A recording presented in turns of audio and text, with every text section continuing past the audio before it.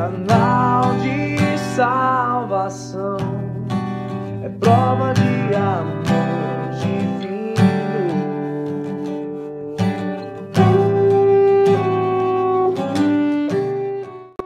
Seja bem-vindo ao canal Amor Divino, onde o amor de Deus chega até você por meio da palavra e orações.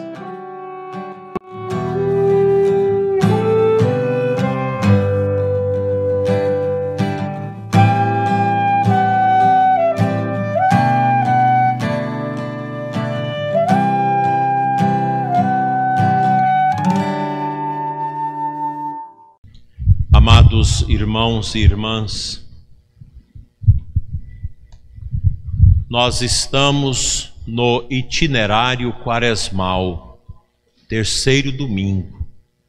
Para nós católicos é um tempo forte e nós já crescemos nesta tradição tão bonita da Igreja, que nos convoca e nos insere neste caminho de contemplação do mistério da entrega de Cristo por nós.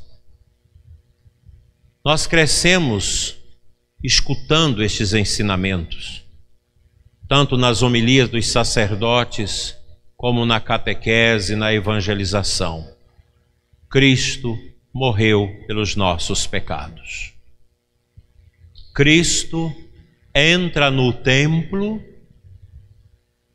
para realizar aquela purificação do templo.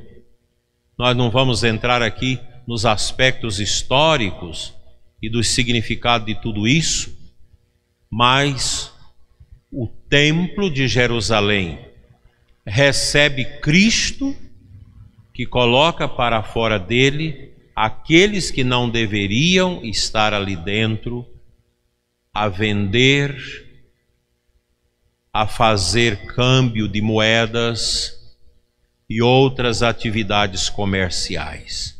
O zelo pela tua casa me consumirá. O zelo pela casa de Deus. Foi este o grande exemplo que Jesus nos deu. Nós também somos um templo. Como o corpo de Jesus também é um templo.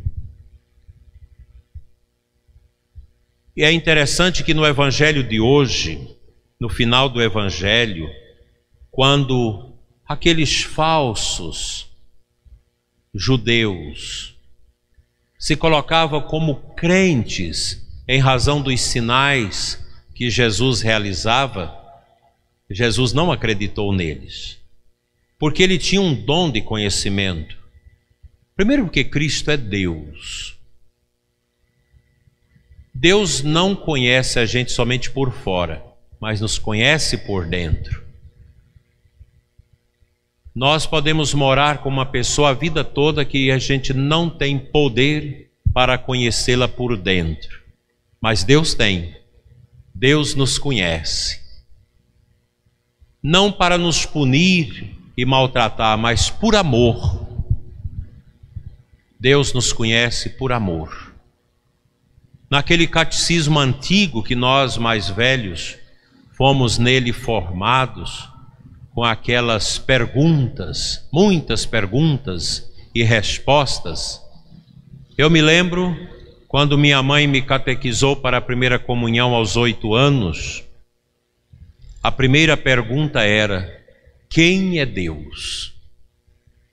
E tinha a resposta: Deus é um Espírito perfeitíssimo e eterno. Não teve princípio e nem terá fim. Onisciente e presente. Criador de todas as coisas, visíveis e invisíveis. Deus é o amor elevado à última potência. É o amor dele que o faz conhecer tudo, o passado, o presente, o futuro, e Deus nos conhece por dentro. Hoje Jesus entra no templo do nosso coração e nós precisamos permitir que Ele ajude nesta limpeza interior quaresmal que todos nós precisamos fazer. Na oração do início da missa coleta, antes das leituras, nós contemplamos o resumo de todo um projeto quaresmal para nós, católicos. Ó Deus, fonte de toda misericórdia. Nós somos carentes desta misericórdia de Deus. E de toda bondade. Deus não é mau, Deus é bom. Vós nos indicastes o jejum, a esmola e a oração como remédio contra o pecado. Qual é o grande mal do mundo? O pecado. Todo esse contexto que nós vivemos da peste, ele está marcado e fendido pelo pecado. Como está? Como o pecado vem na garupa desta pandemia?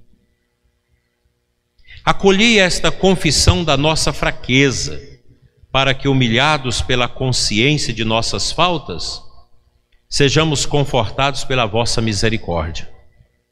É uma oração muito profunda, que nos coloca diante de nós mesmos, carentes e necessitados da misericórdia de Deus. E o núcleo aqui é a vitória contra o pecado. Mas o que é o pecado? Santo Agostinho dá para nós uma resposta muito interessante. Ele nos ensina que o pecado é um pensamento, uma palavra, uma atitude contra a lei de Deus. E a primeira leitura nos apresenta o Decálogo, os 10 mandamentos, que o nosso Deus outorgou a Moisés para que ele desse ao povo de Israel a lei. Tudo isso que nós ouvimos na primeira leitura. O amor ao único Deus, prestar cultos, guardai o sábado, é a lei antiga. Nós vemos agora toda essa desobediência à lei de Deus, né? Quando nós somos chamados a obedecer às autoridades humanas. Isso nunca aconteceu na vida da história da igreja. Você ter que obedecer aos homens. E é uma obediência falsa, porque o que se exige em muitos lugares no Brasil, que é o fechamento das nossas igrejas, isso é uma afronta à lei pétrea da nossa Constituição, no artigo 5º, no inciso 6º, e em muitas outras partes da Constituição. E o que nos entristece é que às vezes tem pessoas católicas que nos atacam por sermos contra o lockdown, contra o fechamento das nossas igrejas. O que nós precisamos é o cuidado, o zelo. Nós estamos no contexto de uma peste grave, perigosa, que tem ceifado a vida de muitas pessoas. Mas fechar tudo, parar tudo, qual vai ser o resultado disso? Fechar as igrejas, como em muitos municípios, inclusive da nossa diocese, estão fechadas, e se isso perdurar, nós vamos entrar na justiça, porque Deus merece ser respeitado. As pessoas têm o direito de prestar cultos a Deus em comunidade. E é muito triste quando você vê pessoas da igreja, que conta as pessoas na igreja e liga para a vigilância sanitária dizendo: aqui na igreja tem mais gente do que cabe. Está acontecendo na nossa diocese. São como esses judeus que diziam, entusiasmado com Jesus, mas Jesus não acreditava neles, porque Jesus conhecia os seus corações. Como católicos que vai para as redes sociais e dizer: os padres, os bispos, que é contra o fechamento das igrejas, é porque estão pensando no dinheiro. Isso é um pecado grave. Isso é muito triste. Nós não pensamos no dinheiro. A missa é acima de tudo isso, porque a missa é o mistério do santo sacrifício de Cristo. É a oração mais poderosa que nós temos. A Santa Missa é o santo sacrifício incruento de Cristo, que a igreja tem o direito de oferecer de forma comunitária. Quem é uma autoridade civil para dizer para a igreja: não, vocês se fecham e faz o culto online, no máximo com 5 pessoas para ajudar? Mas nós não podemos obedecer a esses mandatos, porque eles ferem, além da Constituição da República, ferem também a lei de Deus. A igreja existe para evangelizar e oferecer a Deus o santo sacrifício da missa. E como é bonito a gente contemplar em muitos lugares em que as autoridades que são tocadas por Deus, que não enveredam por este caminho, por esta obscuridade. Nós precisamos, repito, ter o cuidado que muita gente não teve com a saúde, porque desde quando eu sou sacerdote, que sempre ao entrar nas nossas UTIs para conferir o sacramento aos doentes, sempre elas estão cheias. E agora a gente percebe que esta falta de cuidado, de administração desta situação, leva tanta gente à obscuridade, pensando que o lockdown vai resolver. Nós precisamos zelar das pessoas com comorbidades, dos doentes e os idosos, com todas as regras de higiene e cuidado, como nós temos aqui na igreja, medindo a temperatura, aferindo a temperatura das pessoas, colocando o álcool em gel nas suas mãos ao entrar na igreja, ao vir para a comunhão, após a oferta. Todo esse cuidado, gente, esse zelo, todo mundo de máscara. É um zelo que todos nós devemos ter. Mas parar tudo, fechar as nossas igrejas, isso não agrada a Deus. Isso não pode ser uma obediência à lei de Deus. É interessante que nesta oração, que nos chama a praticar o jejum, a esmola e a oração como remédio contra o pecado, a oração também nos fala que nós devemos confessar a nossa fraqueza e, humilhados pela consciência de nossas faltas, para sermos confortados com a misericórdia de Deus. Veja que aqui a oração toca num ponto muito profundo: a consciência. O que é a consciência? É o núcleo mais profundo da pessoa humana, que nos identifica na nossa unicidade no universo. Ninguém é igual ao outro.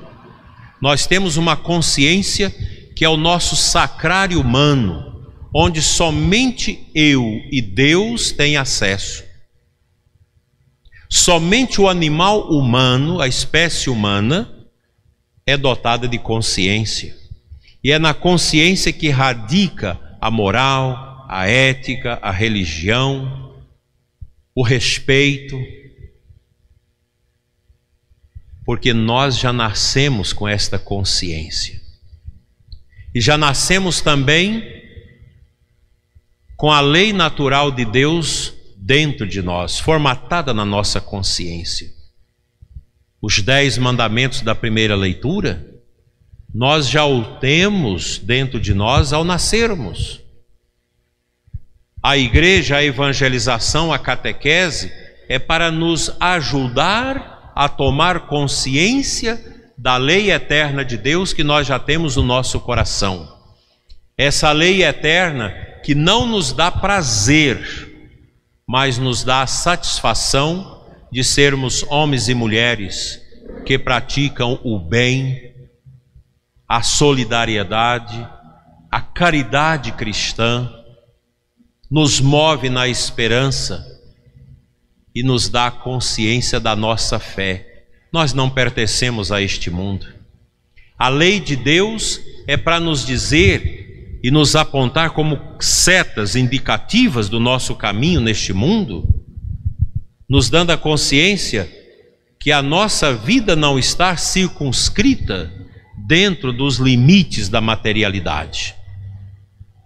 A nossa vocação, meus irmãos, é para além dos muros da história, para além das realidades deste mundo. A nossa vocação é o céu. Como muito bem pregava Dom Rui, bispo de Caruaru, que fez uma bonita homilia, que está aí na internet, falando destes caminhos, que nós não precisamos ter medo, e é verdade, nós somos filhos da coragem de Cristo, porque o Senhor Jesus, quando nos ensinou que eu venci o mundo, coragem, Ele nos dá esta grande indicação, a coragem que vem da fé, essa coragem que alimenta a nossa esperança, esta coragem que fecunda o nosso coração para a generosidade, para esta imitação de Deus no amor. Deus é puro amor, Deus é um derramamento permanente de bondade e misericórdia sobre a sua obra criada. A peste não é obra de Deus, mas Deus permite a peste como provação para que nós também possamos buscar uma melhoria no nosso caminho de volta a Ele, porque nós fomos criados por Deus. Nossos pais nos emprestaram os filamentos genéticos para o nosso corpo, mas a nossa alma, a nossa consciência, o nosso espírito, ele foi criado por Deus no momento da nossa concepção. E é esta consciência, fruto da ação desse Espírito que Deus criou e encarnou dentro desse corpo que nós somos, é que nós nos diferenciamos neste mundo. Isso nos dá a verdadeira felicidade. Felicidade que o irmão Leão perguntou a São Francisco: o que é a verdadeira felicidade? E São Francisco diz: é chegar, irmão Leão, a uma casa dos nossos confrades, de noite, com frio, molhados pela chuva, e pedirmos uma pousada e eles dizer: não, vocês não ficarão aqui. E a gente seguir e outros também dizerem a mesma coisa. Isso é a felicidade. Esta felicidade do cristão é o que São Paulo fala na sua segunda leitura de hoje, nos apresentando a beleza do sacrifício da cruz de Cristo como a grande resposta ao nosso conflito interior, às nossas angústias interiores, a esta instabilidade existencial que muitos de nós sentimos, com depressão, com medo, com tristeza, com dor por perder alguém.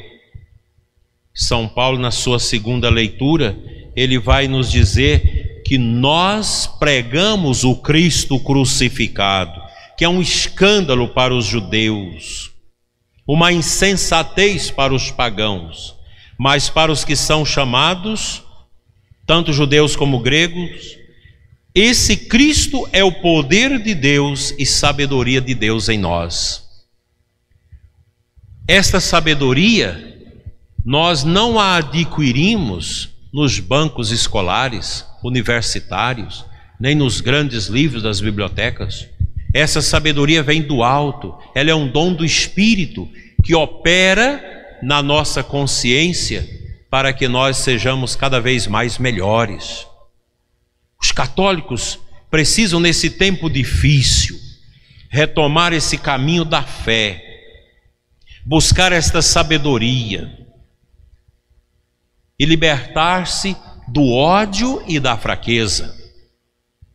Não é, meus irmãos, uma peste, as mortes, os sofrimentos da vida, as provações que vão nos tirar do caminho de volta a Deus na eternidade. O livro A Imitação de Cristo nos ensina que neste mundo nós não encontramos as consolações permanentes. Porque este mundo é uma sombra que passa, como disse Jesus. Este mundo é o canteiro da nossa prova do ágape, do amor. Nós estamos neste mundo para fazer a experiência do amor. Assim como Deus é um derramamento permanente e fluente do amor e da misericórdia, o cristão convertido, o católico que abraçou a cruz de Cristo, torna-se também um vaso que entorna amor, bondade, caridade, solidariedade, tudo isso. Este amor que transborda do cristão convertido, ele é o amor verdadeiro, ele é o amor de Deus. Nós cristãos não podemos ser egoístas, querer as coisas para nós. Nós devemos entrar na dinâmica de Deus. O Cristo que não se apega à sua condição divina, mas assume a nossa fraqueza humana para derramar o amor do Pai no coração do mundo ferido pelo pecado. Esse mundo está surdo, esse mundo está na obscuridade, esse mundo rejeita Deus, rejeita a verdade. É um mundo que quer colocar para nós que a mentira é a verdade, que a verdade é a mentira. Sobretudo a nossa juventude, hoje tão machucada, tão ferida por esse mundo escandaloso, um mundo que está longe de Deus, um mundo que usa a ciência de maneira falsa para enganar a cabeça das pessoas, um mundo medíocre, um mundo sem a lei de Deus, um mundo anárquico, porque nem sequer a lei dos homens esse mundo quer seguir. É um mundo que vai se descendo ao despenhadeiro do insucesso e das misérias humanas.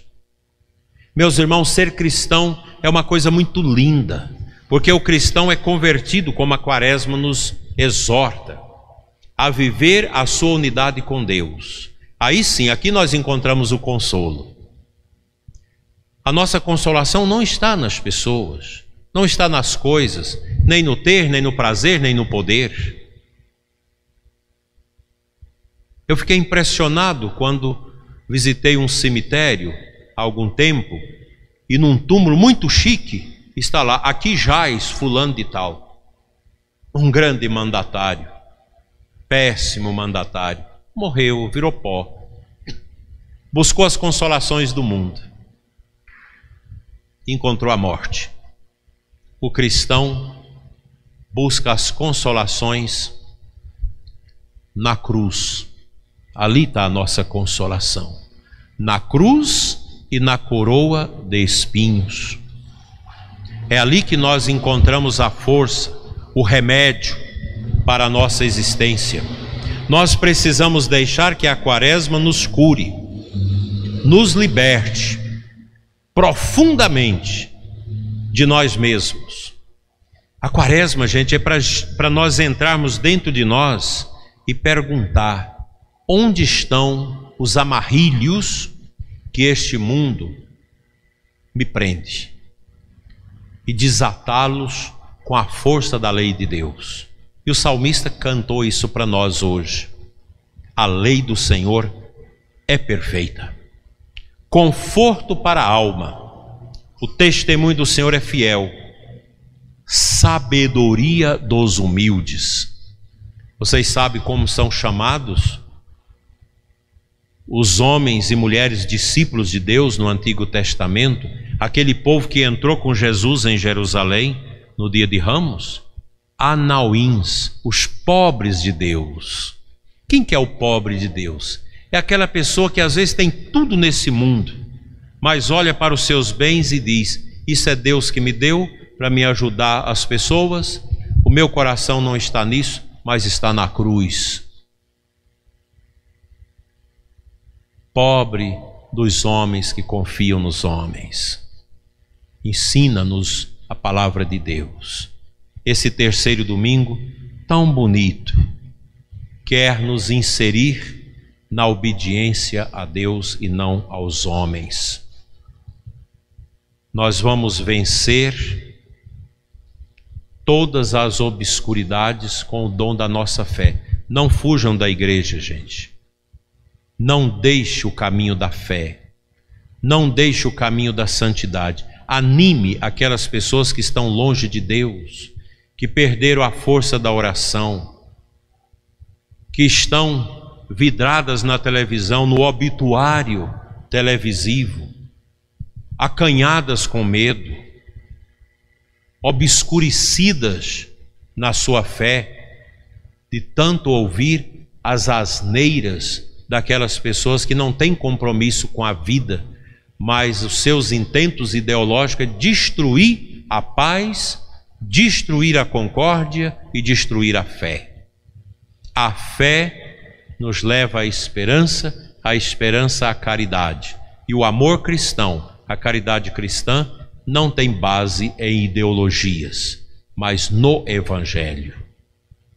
Que Nossa Senhora interceda por nós, para que nós sejamos um povo humilde, que busca a santidade, desapegado deste mundo, desapegados do medo da morte, medo de sofrimento.